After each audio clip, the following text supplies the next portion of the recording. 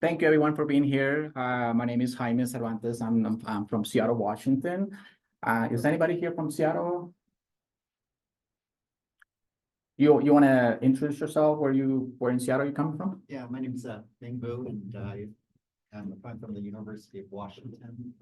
We're just in the process of purchasing EnergyCAP, so this is really timely.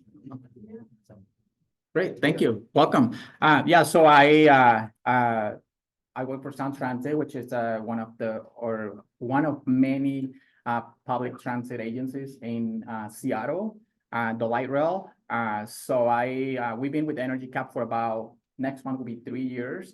And so I'm here. I wanted to participate, share the work that we're doing. I have a lot of pride to work for Sound Transit. And so, yeah, so here's our story. Meet our design team. Is anybody here from the design team? Okay, Justin is back there. So our agenda, I'm gonna talk about who we are, life before EnergyCAP, why EnergyCAP implementation, report designer BI dashboards, secrets to success, and then at the end we have some Q&As. So we are located in Seattle. We have about 1,400 employees. Our agency is known as Sound Transit, but our legal name is Central Puget Sound Regional Transit Authority. It was established back in 1993 as a joint effort by the Snoqualmie and King and Pierce County government in Western Washington. Our mission is we plan, build, and operate express buses, light rail, and commuter train services for Central Puget Sound region so that people can get to where they're going safely and economically. So it's basically connecting people to places. Has anybody traveled to Seattle from here? Have any of you used the light rail, any of our public mode?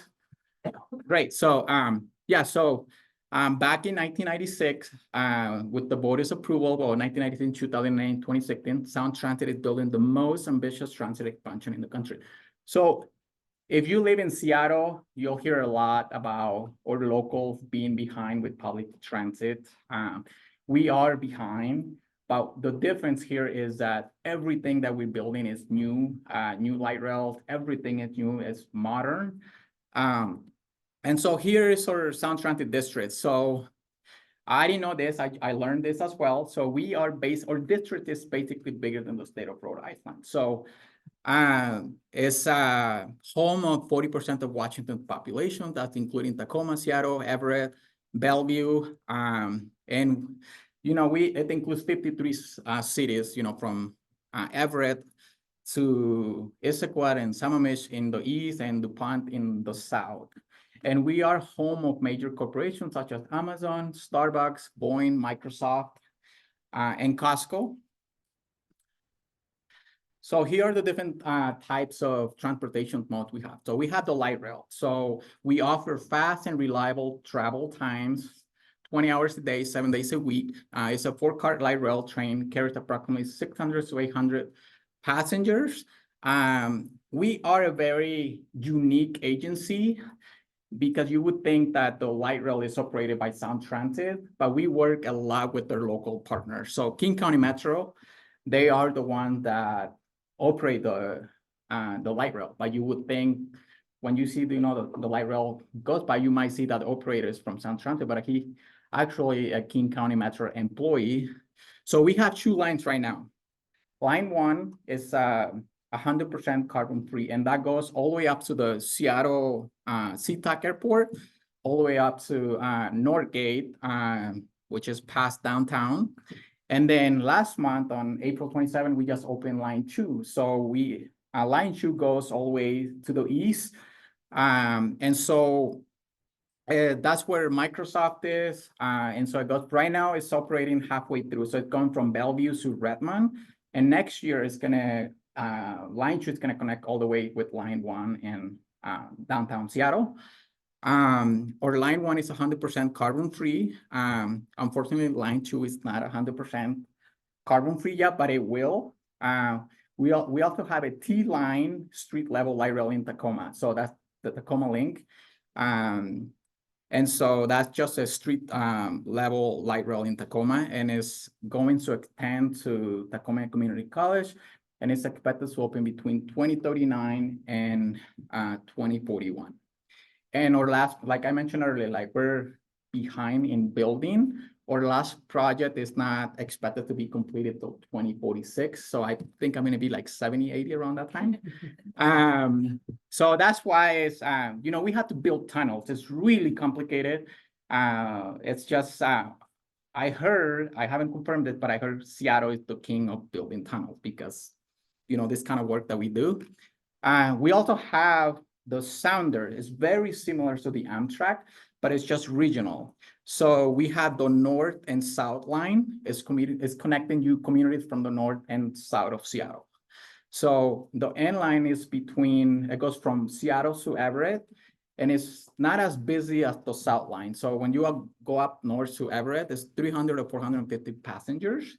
During COVID, that was probably 100 or less. You know, everybody was working from home, so it really changed. And so ridership is starting to pick up again. The south line, which it goes up to Tacoma, it's always busy. You know, it's close to 1,000 passengers every time. You know, I think we have like 5 different trains in the morning and after work. And so the train travels about, you know, up to 79 miles per hour. I think I never experienced that fast, but I think it goes up to 60. That's the speed limit. And so the south line is expected to grow. So it's going to extend from 7 to 10 cars, and new stations at Telecom and DuPont will open in 2045. So that's south of Tacoma. We also have the ST Express buses. So the X3 bus, Sound Transit Express buses, they operate anywhere where the train doesn't go by. So essentially, when the commuter rail goes by or the light rail, those routes might get retired or they get adjusted. We just want to make sure that everyone has access to public transit. Did anybody use the shuttle this morning to come here? So our buses are very similar to that. So our buses are just not buses. We really want you to have a good experience when you use public transit. And so they're really comfortable. So we have a slogan, ride the wave, you know, like this morning commuting over here is traffic. When you like in our buses, it's very similar experience. You just enjoy the ride. You're not dealing with the stress or, you know, with crazy drivers out there on the road trying to get to work. And so that's really our model, like not just a bus, but also how can you enjoy the experience and, you know, get to where you need to get. Let's see here. And then in 2026, we're gonna open a new line, the BRT, and this will provide fast, frequent, and reliable bus connections to communities along the 405 and SR 522 corridors. And by 2050, so Washington State is known for being really aggressive with being a green state. So by 2050, we expect our fleets to be 100% carbon free, including non-revenue vehicles. And also in 2023, our total ridership was over 37 million. And like I said, last month, we just opened a new line. So we expect the ridership to continue to increase. And then late in August, we're going to open a new line 1. It's going to get longer. Right now, it goes all the way up to Northgate. And so that's going to be completed to Linwood by the end of August. And also, we're getting ready for the World Cup in 2026. So our mode is very convenient. It's very easy to get to where you want to get. And so when we have these major events coming to town, we want to make sure that we're ready for it. And so that's exactly what we're doing right now. So here's our current service map. You can kind of compare it to the future map, and you can see there's a lot of work to be done. And again, if you're from Seattle, you're not so happy to see this map. But, you know, we're doing everything we can to, you know, to build our system. So what was life before EnergyCAP? Spreadsheet was my best friend at the time. They were very intensive manual labor, and this was not only impacting me. So at the end of the year, we have to report our utility data at the federal level. And so the whole process was like, okay, we're gonna pay all these 5,000 invoices, and then at the end of the year, everybody was scrambling, trying to enter all of this, you know, especially consumption, the billing period, consumption and cost into spreadsheets. And so for me, it's like, no, I don't want to be doing that. So that was my first year at Sound Transit. And I'm like, I don't want to be doing this. There's a lot of room to make data entry errors. And so there was no review process. So a lot we had this, and we still have it, and this old spreadsheet where account payable has, if they found that utility, so they get an invoice in the mail, they will search for the account, and if that account is in the AP in the spreadsheet, they would just pay it. So they didn't really care if the usage or cost was higher or similar to last year. When I started at Sound Transit, I remember this particular example. There was one water sewer bill. You know, the average monthly bill was about $800, $900 a month. And then suddenly we got like a $28,000 bill. And so at the time we didn't have EnergyCAP. And so I created, you know, this analysis sheets with Excel, and that's why I was able to flag it. So I was able to notify the APA, when you get a bill in the mail for this particular account, don't pay it, just put it on hold, let me know. And so they did that. And so, you know, you work with the utilities. We explained, we lost about it was an underground leak. And so we lost about 1.5 million gallons of water. And so, you know, I work with Seattle Public Utilities when it comes to leak adjustment. So they adjusted a bill, or new bill was about $1,200, which, you know, significant savings there. And so before that, AP was just paying. And so we had to, you know, as I was learning, auditing everything, I was making notes, and then I knew at some point I was going to make a recommendation to my manager. And so, yeah, like I said, we were manually entering 5,000 plus invoices at the end of the year. And I'm like, I don't want to be doing that every year. And also, like, we did not have a system where we were tracking our meters. We had those service address, but we didn't really have an idea where our meter locations were. So raise your hand if you were running your utility program similar prior to EnergyCAP. Do any of you relate to this? If not on the list, can you share? You want to share spreadsheets, or what were you using? I wasn't like specifically involved with spreadsheets, but there were like a lot of people that had separate spreadsheets, and then having to compile those separate spreadsheets together to get like a bigger. Okay. Okay, thank you. Anybody else? All right, thank you. So why EnergyCAP? So as I was learning our system, my impression, you know, prior to Sound Transit, well, it's the light rail. So they must have an incredible system, software to track our energy. Very, like, you know, it's public, you know, tax money, you got to be very efficient with that. But unfortunately, that was not the case. So I was learning all of these things, finding all of these issues, and then I made a recommendation. We start searching out in the market something that will help us be better, be more efficient, more cost, and also explore or uncover cost-saving opportunities. And so we're very small right now, but later on I'll share how quickly we're growing. So right now we have about 500 utility meters, and we're forecast to go from 40 million to 65 million by 2046. So it was a perfect opportunity for us to have something in place rather than waiting. Like right now would have been a bad timing because we just opened a new line. So I have like 100 new utility service transferring over to our team.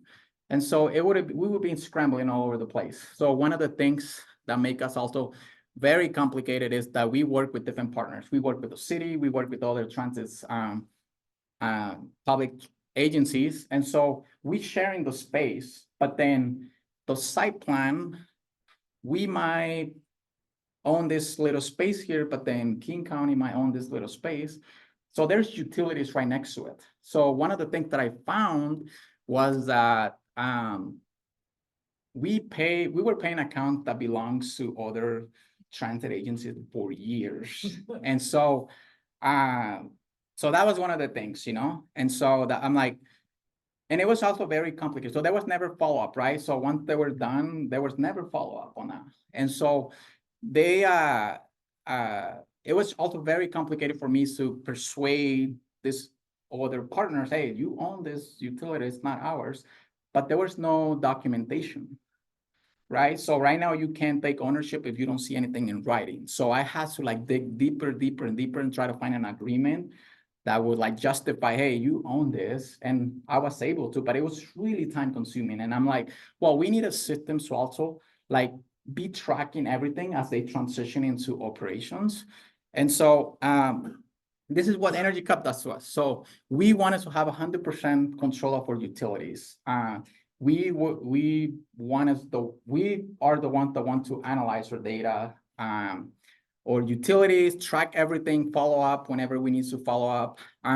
Also quality data, right? I mentioned like there was a lot of data and human errors, right? Because at the end of the year, like you have a timeline to when this data is due. So everybody was just scrambling, trying to find people to help us.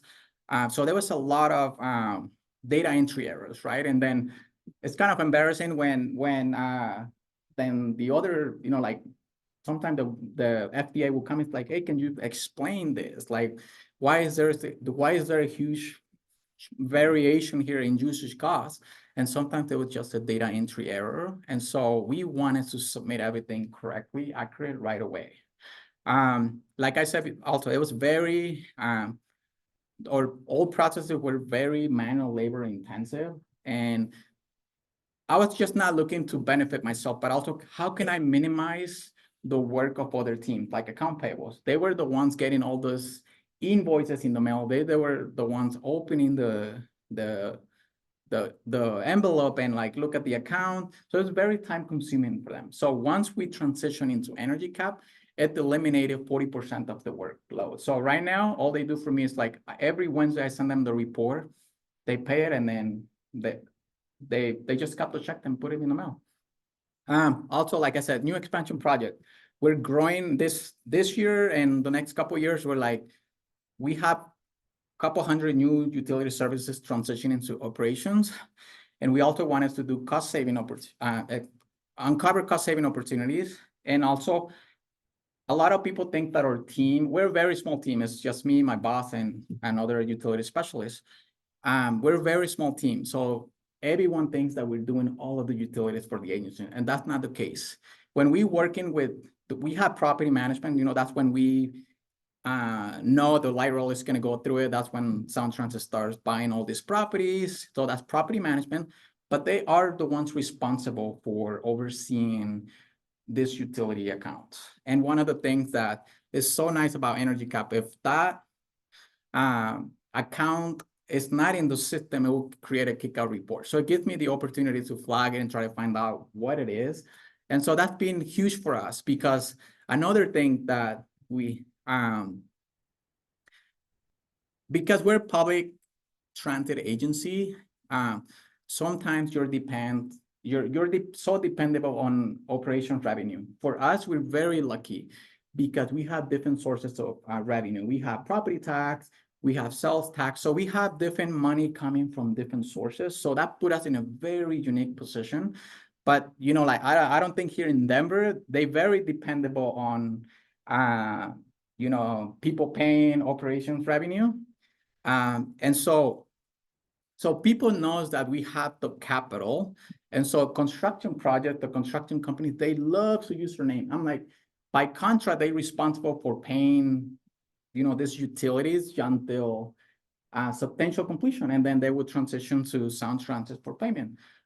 But for some reason, somewhere when these new meters are being installed, they love to put our billing address. And it's really frustrating because, and that's one of the things that I'm working, educating, you know, the people that we work with, like, hey, if you're responsible for paying this utility, use your billing address, don't send it to us. And so that's been a work in progress. And again, like I said, our partners, they also like want us to pay some of their utilities, but then, hey, here's the agreement.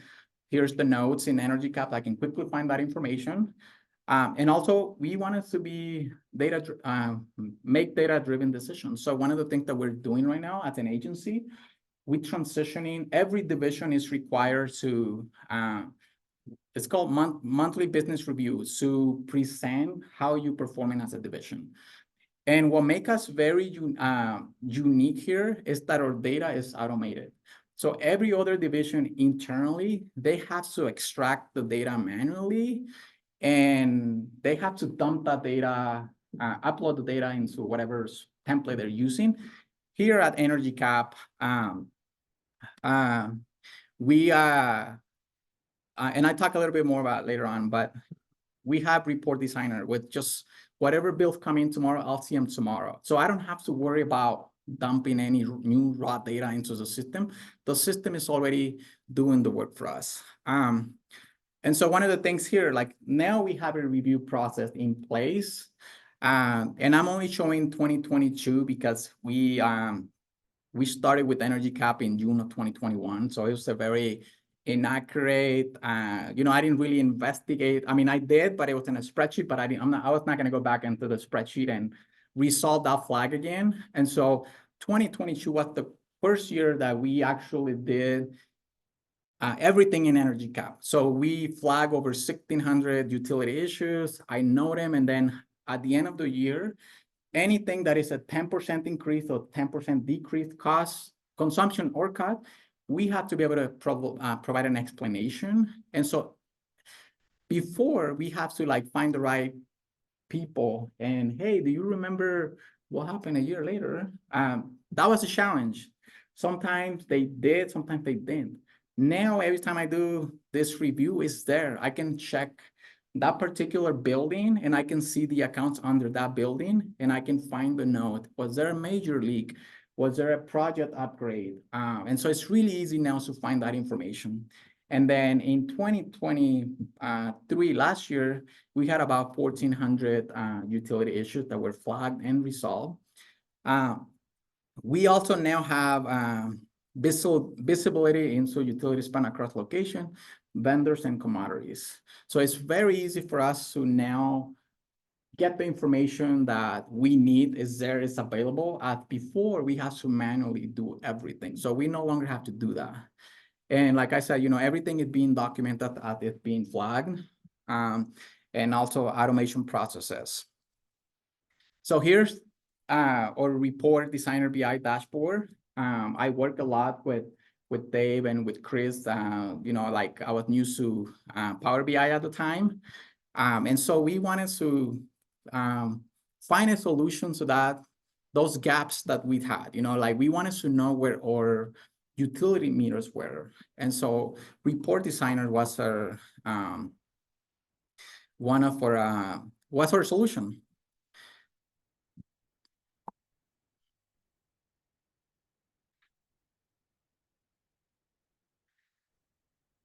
So here, and this is, like I said, every division has its own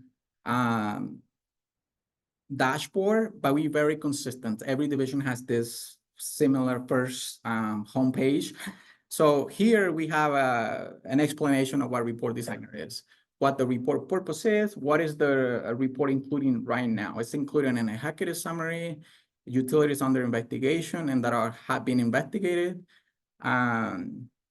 And then if you want more details of what those specific issues are, we also have them here. And also a forecast. How many new utilities, as we're growing so quickly, we want to know what's coming so we can be ready and prepared. And we also have, the data source, EnergyCAP. And like I said, this is one of the things that I'm fascinated with is that everything is there for me. So whatever bills come in today, I'll see them. This dashboard would have that data for me available the next day at 7 a.m. And so just a quick snapshot of what the dashboard looks like. So here, right now, you have an executive summary, 2018 or so is our baseline. But we can quickly find out how much did we spend a year. You can do it by commodity, or you can do it as a whole. Last year we spent about $9 million, but this year we're forecasted to do about 14 million with the new openings. Here you can find all of our station locations. You can select whatever location you want to, and then you can see the commodities that are under that location. You can select the year, the type of, and it's doing some automated work for you already. So like this particular location, Urban Garage, is under the commuter rail. So that's the Sounder, that's the train that is very similar to the Amtrak. So here we have about 4 different commodities, and you can now see that information on a map. Here, let me go back here. And right now it's only reflecting 500 meters, but for line 2, I already have 100 new utility services that will be transferred to operation. But we have a process in place. We want to know that we are the owners of those meters. As before, there was nothing of that. So we want to document everything. And so this essentially will be close to 600 next month, as we're finalizing our new utility services. And so we work with 39 different utilities right now. And then the next, like I said, here's a breakdown if you want to see, and this is only internally right now. So anybody that works at Sound Transit can access this information. But my goal is to make this public at some point. I want to be able to see, I want our riders or customers to see how we performing at the utility level. So like I said, back in 2022, these were the total utility issues that were investigated, outliers in 2024. And then this year, you can kind of see it's already 350 that utilities that are being investigated. And it will break it down by commodity. But really for me here is like, do we have any open issues right now? And that's the one that I'm really tracking. So whenever we find an outlier, we want to make sure that those outliers get resolved right away. Sometimes that's not the case. And I explain in a second, because you're going to see some that are really old and you're going to ask, why are those ones not resolved? And so if you want to know more details about these 3, you just go to the next tab here. And so you'll see more details. So, there's currently an Angle Lake Garage, Federal Way Transit Center, Stadium Station. There's current open issues. You'll see the type of utility, what the problem is, and where the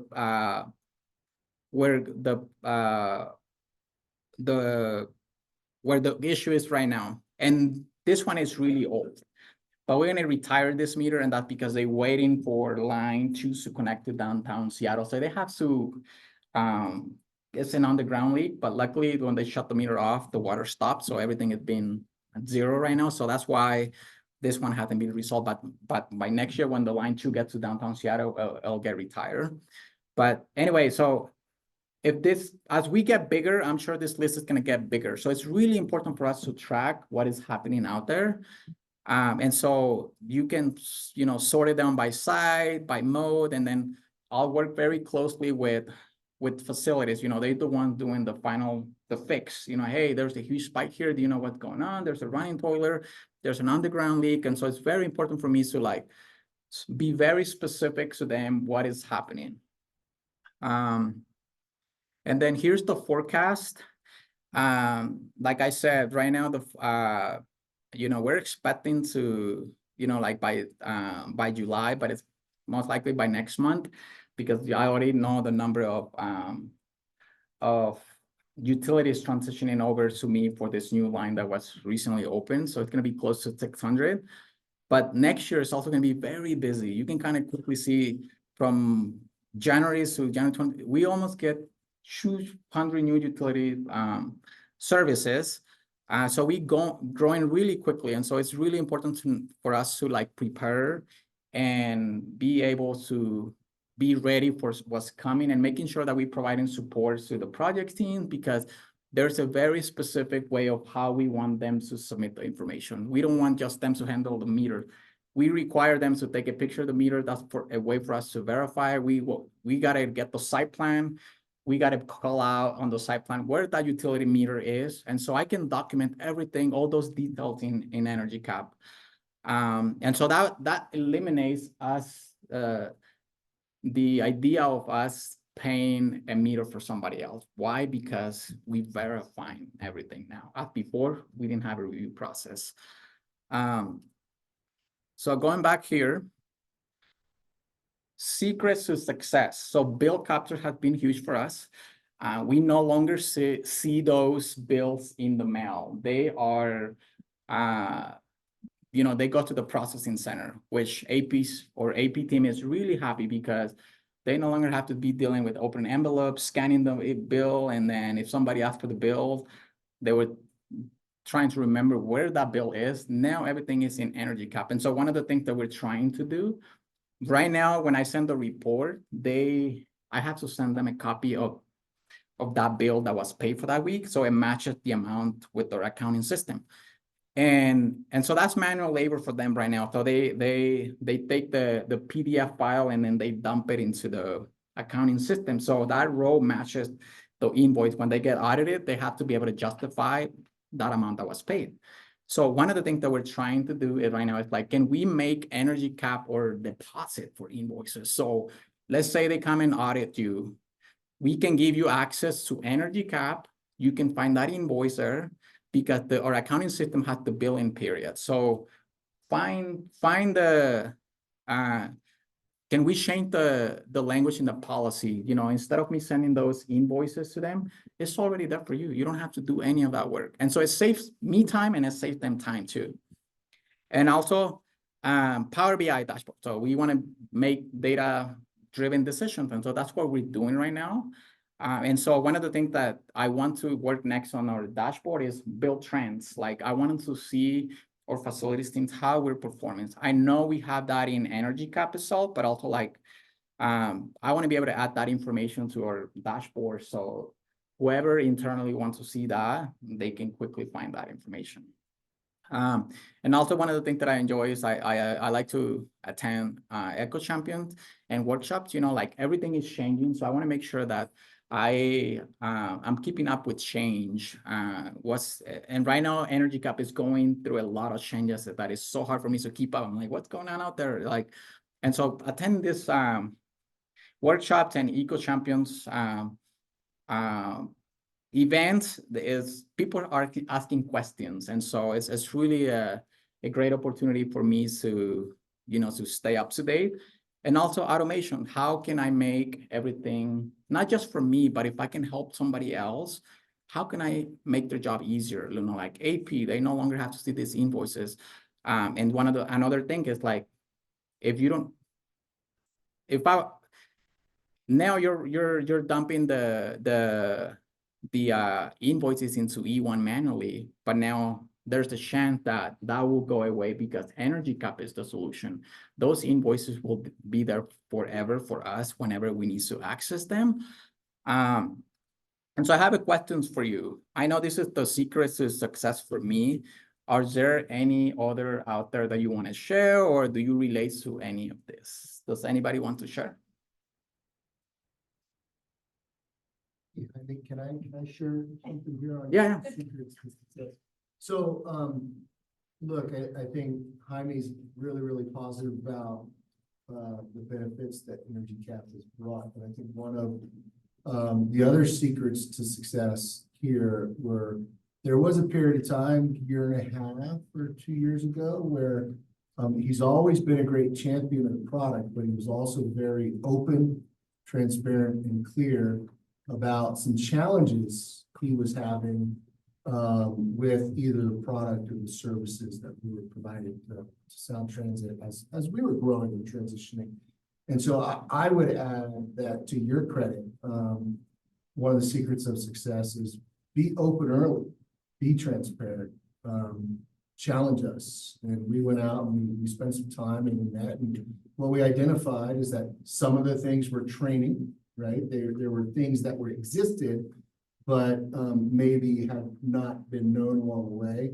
Some of the things came back from some very clear feedback that, you know, there were things we probably needed to consider doing differently to help support the success of sound transit, and we took those to heart, and hopefully we've resolved all, if not most of those. But I think that's really important, and he's the perfect example of the ways that we like to engage with the customers, and customers that are willing to do that do find a lot more success than customers that aren't necessarily willing to be open.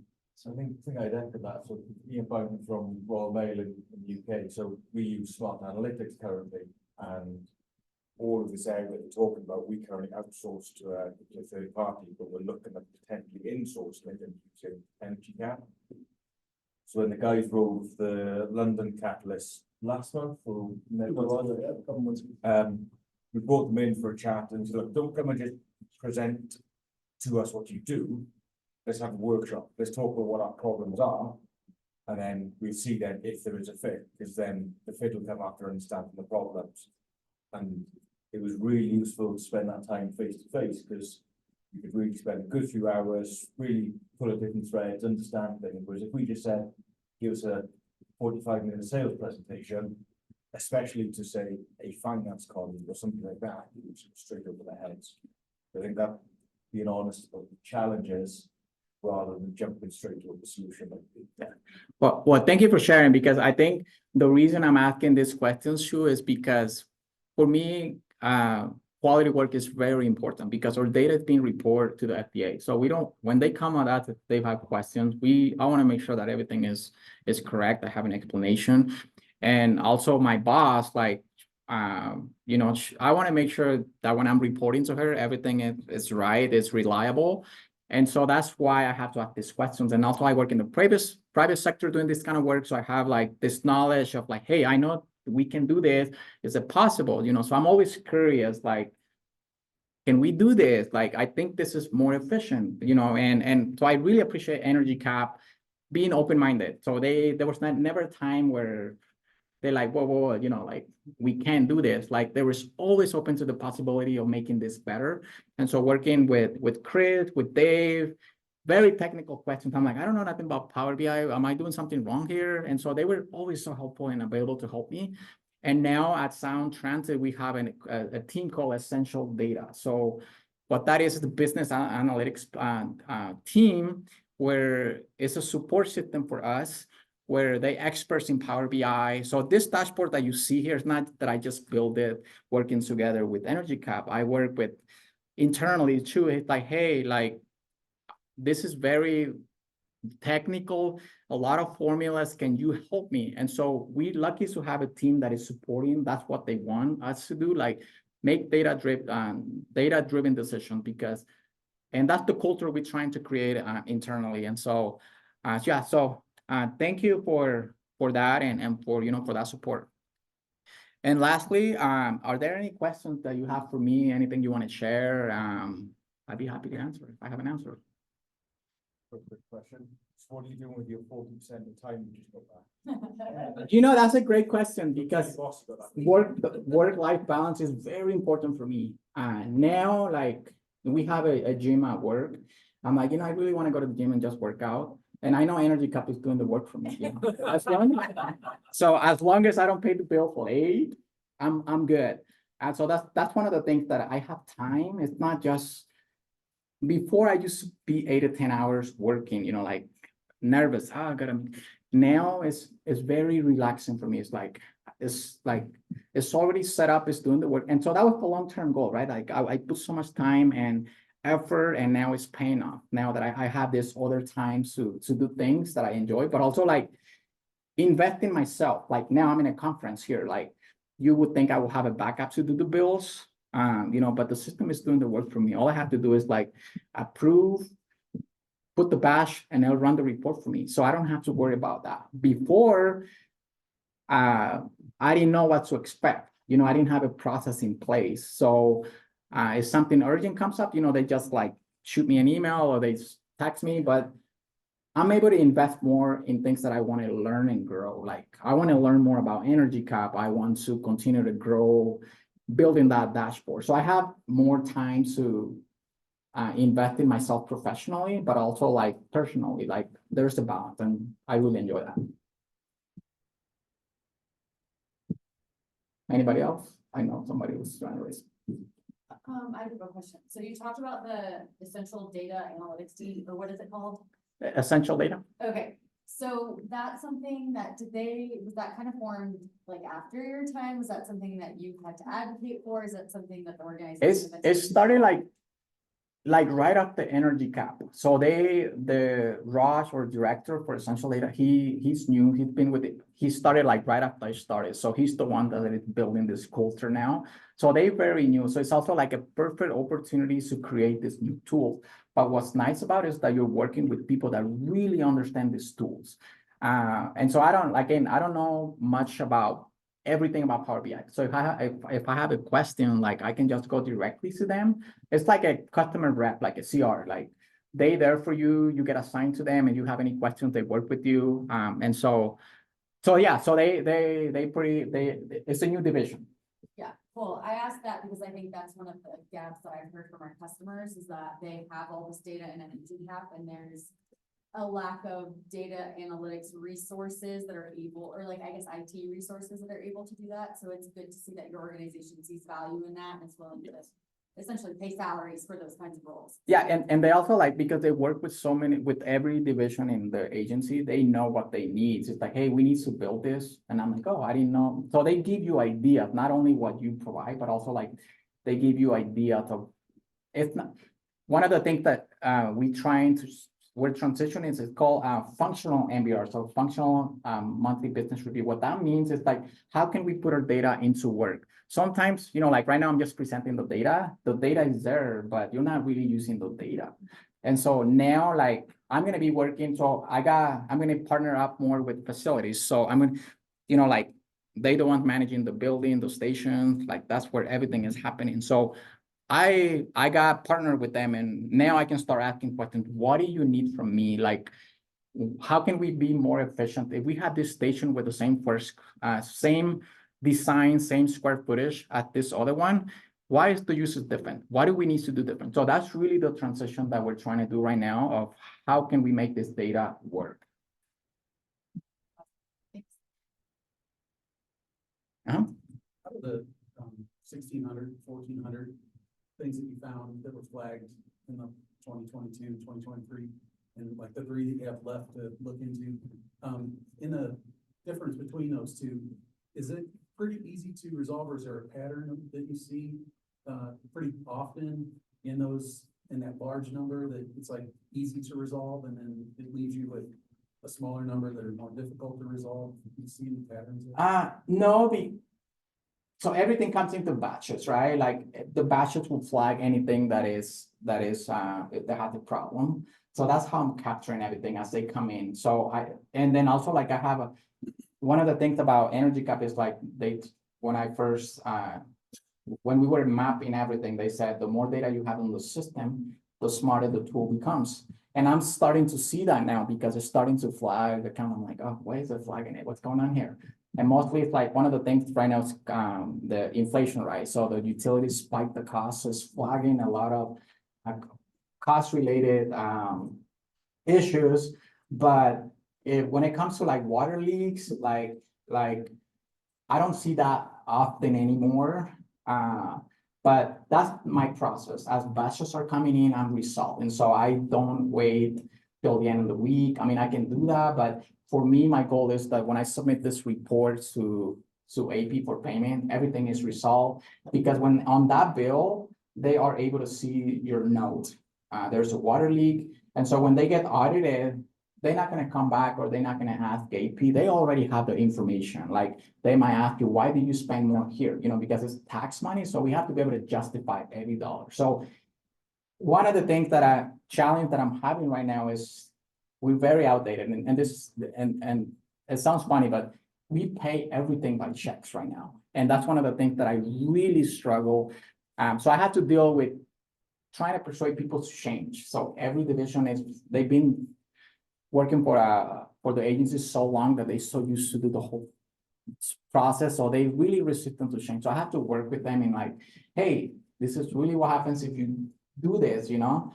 And so change is, been one of the things that I really working on with other departments. And so by the end of Q3, we're gonna have now I'm transitioning all of those 39 vendors into ACH, which I'm so happy because the times I get late fees is because the check got lost in the mail, you know, like, why are we doing this? And it took this long, but essentially by the end of Q3 or 39 vendors should be under ACH. And so that would eliminate the late fees, and, you know, also like manual work for our teams. And so they no longer have to cut the check, you know, it's like ACH, put the button and send it. So, did I answer your question? Yes.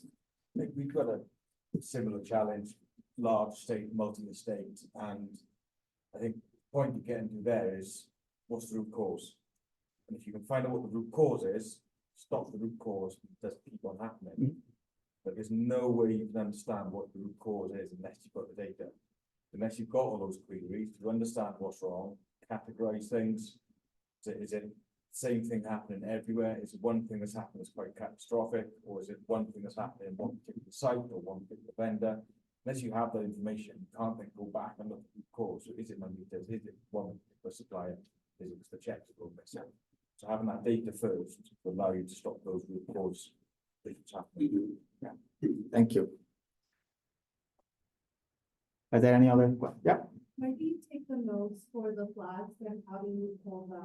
Yeah, so in EnergyCAP, when you get a red flag, there's I think it's under actions. Here I can share a little bit, but there it will give you an option. You select resolve, and then before you click resolve, and there's like a comment box. You just put whatever information you find, you put it in there. But it has a limited number of characters. So if the details are too much, you have to go to the edit. There's like the little pen in the bills. You have to go to the notes section and then just put whatever note you want to put there. That's you can put as much information you want there. So it really depends how big and how much information you have, but everything is under that flag, and there's an option there. Also, like if EnergyCAP, like one of the things that I like to is double check my work.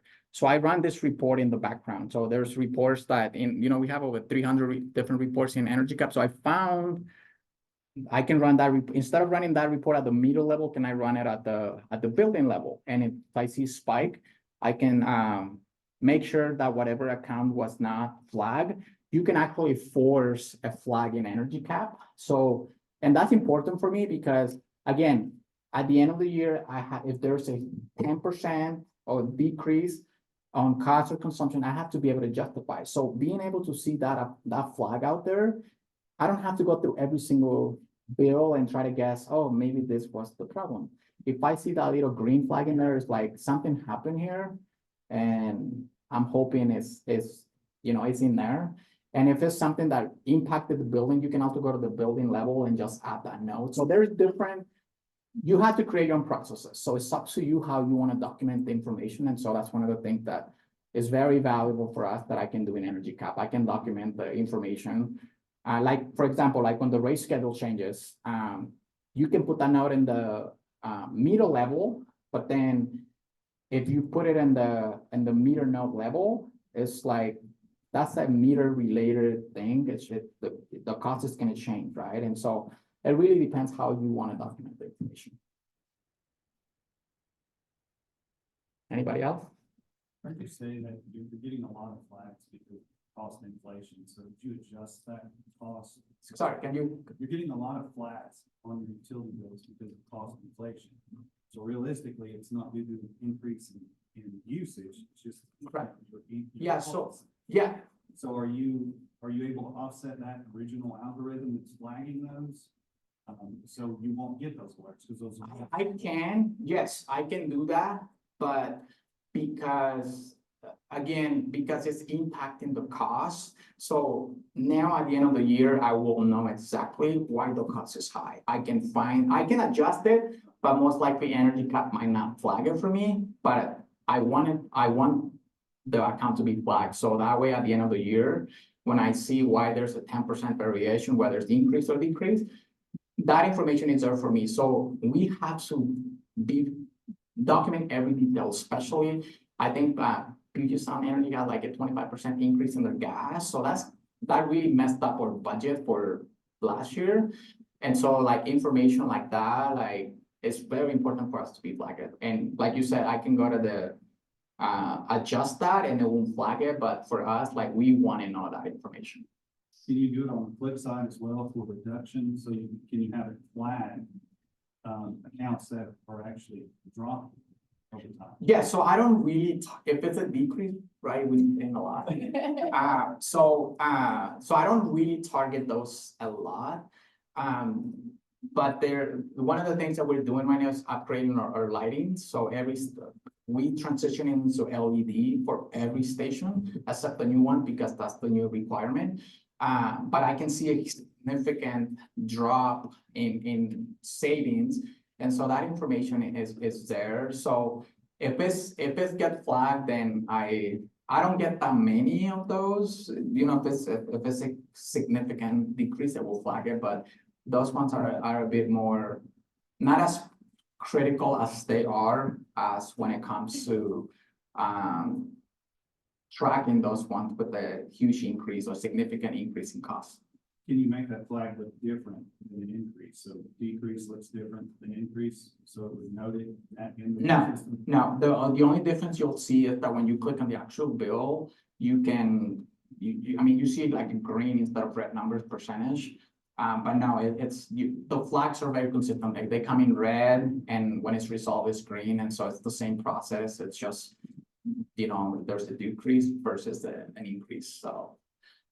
So I would just suggest, right, I think that'd be great for maybe you to take to the ranger station. Because there's definitely ways within the system to set your own parameters for what you want to flag. You can do your own custom, depending on what your process is. And I believe there's probably a way to distinguish between the downs and the ups, both from the flags and also through reports. So you might want to take that one to the ranger station based on your specific question and needs, because there's definitely ways at a minimum to do up or down flags and to set them based on your tolerance thresholds. And they can be different for up versus down, right? It doesn't have to be a plus or minus 10%. It can be up is a variation of either usage or dollars, right, of X amount, and down could be its own other variation in terms of sensitivity. Yeah, so questions like that, that's a perfect example where you submit a ticket, ask for help. I don't know, like, I ask those questions all the time, like, submit a ticket and they'll walk you through it. You know, that you can go to the help hub and search, but for me, I'm more like I want you to tell me, like, walk me through the process, because there's so much information in the help center. But my recommendation, you know, when you have, and, you know, also, like, I want to be able to connect with people. That's part of me. I want to know what people is doing out there. You know, I just learned, he's from the University of Washington. He's transitioning into EnergyCAP. So I want to work with him because we also work with them. So we can learn from each other, you know. And so that's one of the things that I also attend EcoChamp, because I want to connect to people. Like, what are they doing? Like, is there something out there that I can learn from them? So I will be more than happy to connect and stay in touch. You know, we might be different industries, but we actually doing the same work in EnergyCAP. And I mean, he just said this, but Eco Champions, I don't know if you guys can hear, Eco Champions is great. We've started doing office hours. So every month we have one for attend for each of our products. For example, we have utility management office hours. It's literally drop in, you can ask your questions. So you can definitely submit a ticket, but it's also one of those things where other customers will be there. So for example, Jaime could pull up his screen and be like, this is how we're doing it. And you guys can kind of have those conversations. And there's the discussion channels. If, you know, a workshop is in the right place, you guys can post stuff on there and people can comment, respond, so share how they're doing things. That's definitely the point. Is like, you guys, we want you guys to talk. Jaime said it perfectly. You can definitely learn from each other. Even the new people can learn from the old, and the old people can learn from the new. So connect on there for sure. Yeah, I think we're looking for the same things, just to. Yes. You know, mirror image, right? Because we're focused on healthcare, so we're focused on reduction. We're seeing large scale reduction, so tracking the different facilities and as they decrease is more important now. Because fortunately for us, we're not seeing a large increase in costs. We're seeing decrease because healthcare is notoriously very inefficient. So there's a lot to capture. Yeah, and that's part because we're public, that's also like, that's how we get funded, so that's why it's so important for us to like document everything. And one of the things that I, really, you get estimated bills from utilities sometimes, I'm not a fan of that either. And right now I have to set it up every 3 months, if I get 3 straight estimated bills, the system will flag it for me. But every utility is different, the way they billing is really complicated, like, why do you guys bill, it looks so nasty, so hard to follow, why not just something simple? And so right now, every time I see, and it's still set up at 3, but every time I see an estimated bill, I just email them, it's like, hey, why, well, do you need meter access here? Why are we getting estimated reads here? And so there was one particular account where in Seattle, it was under the tunnel, they had an antenna, they had to relocate that because they were not able to get the reading, so they built estimated bills for over a year. And you can imagine, they sent a corrected bill, that took me like 3 hours to like really fix, so they can become very time consuming, right? And so that's why I'm like, you know what, like if I see an estimated bill, I'm just gonna take care of it right now. Sometimes they short staff, so I have to be understanding with them too, but if there's something else, I push the button because I'm like, the antenna, like, why is it taking you so long to fix? They put it here, it didn't work, they put it here, so finally they found and it was one of our traction power substations, so that's what's powering the light rail. So we report that data to the state because we get credit from them. So last on every TPSS account is so critical for us because we're getting money from the state. Like right now we have about 12, but with the new openings, it's gonna jump up to 20 almost. And so with only 12 accounts, we almost got $1 million from the state, you know, so that's why it's so important that you have actual data, because if it gets adjusted, then the numbers look funny, you know, and so, but yeah, anyway, that's all I have. Is there any other questions before we call it out? One question. On your Power BI, do you get access to the EnergyCAP backend SQL database and the schema so you can pull together the various reports, or?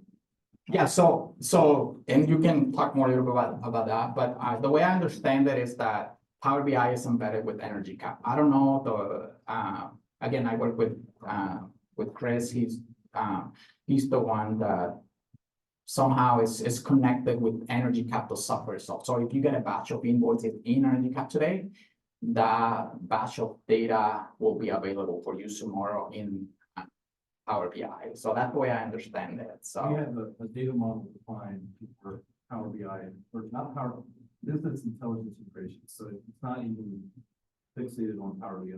Whatever business intelligence tool that you want to use, you can work with our staff to set up the connection. And then the data, we set in the data, populate the data model every day. Right. So it's in your tool of choice, then we provide the data model.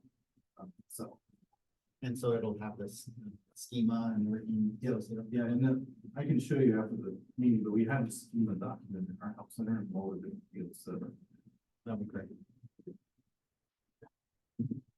are there any one last question? All right. Unfortunately, we put out these cards that Dave mentioned during the keynote. So if you have interest in talking with our UX team, please fill them out and then just drop them off here at the table in the back. If there's not